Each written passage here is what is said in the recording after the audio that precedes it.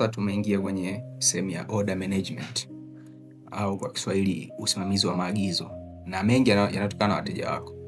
Kwa ukiangalia hapa, mfano una mteja ambaye amekupigia simu, nitakuja kuchukua kitu fulani. Labda huyu anaitwa nani? Bwana Mr. Changula. Amount ambayo anaagizia labda mzigo wa milioni 5. Umeona?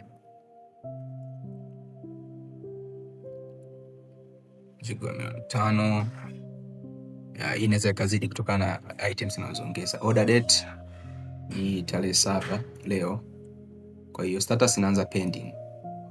Kwa hiyo items zote ambazo umeziadi kwenye account yako kule, zote zinaonekana hapa.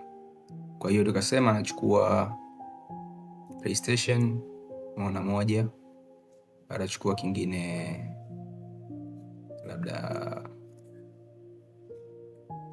iPhone 12 moja, nachukua Redmi, atachukua tablet labda hizi mbili.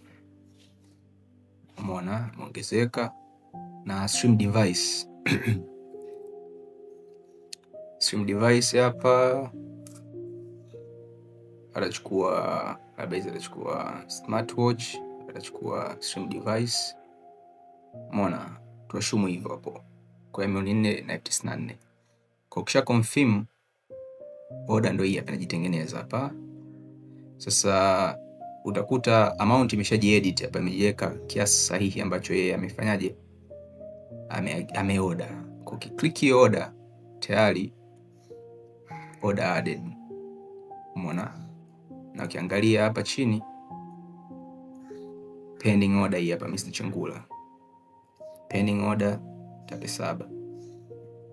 Ukiangalia order yako vizuri unaikuta kabisa imekaa items zote anazozichukua Mr. Pending, iko order status iko pending. Na ukiangalia kwa Kiswahili, umeona bidhaa ya Mr. Changula kiasi, maelezo ya agizo, hali ya agizo kwa pending. Kwa hiyo narudisha Kiingereza changu. Sawa. Kwa hiyo baada hapo akisha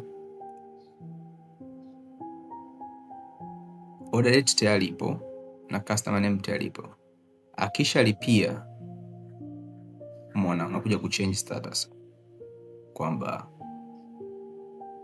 iko processed, kwamba ndo watu wameanza process ya kuishughulikia kumfungia, au delivered kabisa kwamba ameshakuja kuchukua.